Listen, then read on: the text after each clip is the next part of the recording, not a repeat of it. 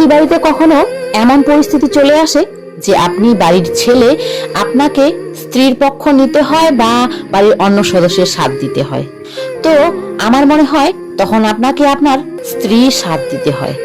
কারণ সে সবকিছু ছেড়ে শুধু আপনার জন্য, শুধু আপনার ভরসায় এখানে আছে।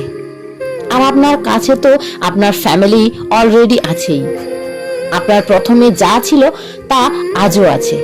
আপনার মায়ের সাথে আপনার বাবা আছে, ভাইয়ের সাথে তার বোন বা আপনার বোন আছে, বা আপনার বাবা মা আছে।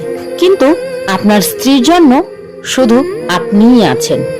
তাই আপনাকেই তার জন্য সবসময় স্ট্যান্ড নিতে হবে। যখন একটা ছেলে তার বাবা মায়ের খেয়াল রাখে তখন সে শ্রবণ কুমার। যখন একটা ভাই তার ভাইয়ের জন্য বলিদান দেয় তখন সে শ্রীরাম। যখন ভাই বোনের জন্য কিছু করে তখন সে শ্রীকৃষ্ণ।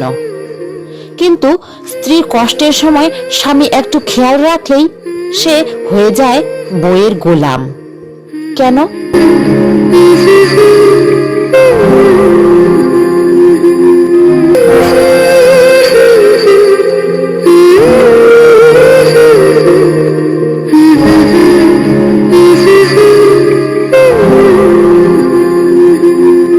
একটা স্ত্রী বেয়াদ্দপ, অহংকারী সম্পর্কগুলোকে মানিয়ে নিতে পারে না শুধু তখনই বলা হয় যখন তার স্বামীর মুখ কারোর সামনে খুলে না। তখন বাধ্য হয়ে তার নিজের অধিকারের জন্য লড়াই করতে হয়, নিজের মুখটা খুলতে হয়। আর অধিকারের জন্য লড়াই করতে করতে সে তার স্বামীর নজরেও খারাপ হয়ে যায়। আর যতক্ষণে স্বামী বুঝতে পারে যে সে ঠিক ছিল ততক্ষণে স্ত্রীর নজরে স্বামী খারাপ হয়ে যায়।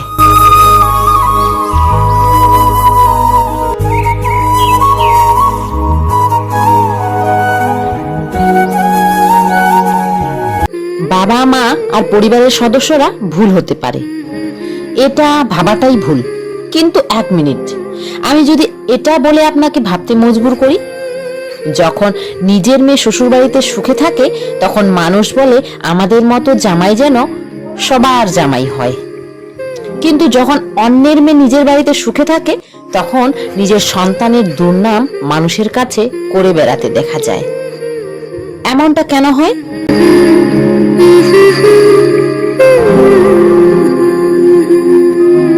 যেমন করে মেয়েদের বাবা মা মেয়েদেরকে বুঝিয়ে সুজিয়ে পাঠায় যে মাগো, বিয়ের পর তোমার শ্বশুরবাড়ির লোকজন আর জামাই এরাই তোমার সবকিছু। তার জন্য শ্বশুরবাড়ির সদস্যদের সম্মান দিও আর জামাইকেও অনেক সম্মান দিও। যদি এইভাবে ছেলেদের বাবা মা তার ছেলেদের বুঝিয়ে দেয় যে বাবা, বৌমা তার সবকিছু ছেড়ে আমাদের কাছে এসেছে, তাকে ভালোবাসা আর সম্মান দুটোই দিতে হয়, তাহলে হয়তো আজ এত ঘর ভাঙতো না।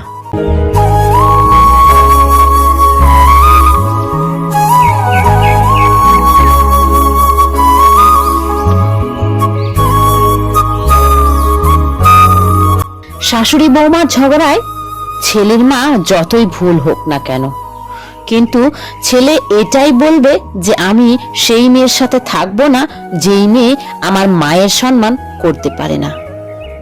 আরে কখনো এটা তো বলে দেখুন যে যেই বাড়িতে আমার স্ত্রীর সম্মান হয় না আমি সেই বাড়িতে থাকবো না।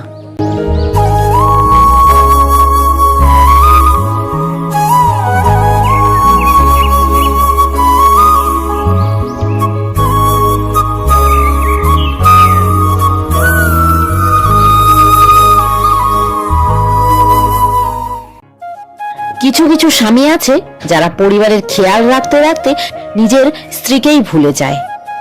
হ্যাঁ জানি আপনি ভালোভাবে ভালোবাসাটাকে মেনে চলছেন, কিন্তু কখনো ভালোবাসাটাকে দেখিয়েও দেন। দামি গিফট লাগবে না, স্ত্রীগুলো শুধু একটা গোলাপ ফুল, 10 টাকার ডেরি মিল্ক বা যেটা আপনার বউ পছন্দ করে নিয়ে যান আজকেই। দেখবেন যে হাসিটা থাকবে আপনার স্ত্রীর মুখে, সেটা দেখে আপনি সারা দিনের ক্লান্তি ভুলে যাবেন।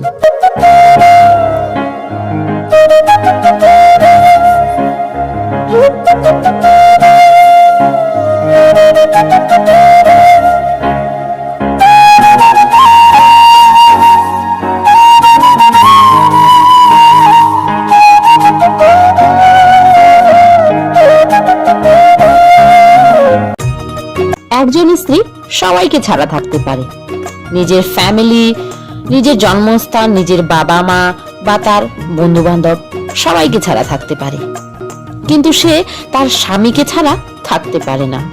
সে যতই তার স্বামীর সাথে লড়াই ঝগড়া করুক বা সারা দিন তার স্বামীর উপর রাগ করে থাকুক, কিন্তু শেষে তাকে সব সময় তার স্বামী চাই।